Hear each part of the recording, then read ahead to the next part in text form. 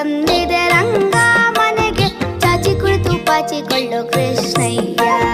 ಮೂರ್ಛೆ ಬಂದಿದೆ ರಂಗ ಮನೆಗೆ, ಚಾಚಿ ಕುಳಿತು ಪಾಚಿಕೊಳ್ಳೋ ಕೃಷ್ಣಯ್ಯ.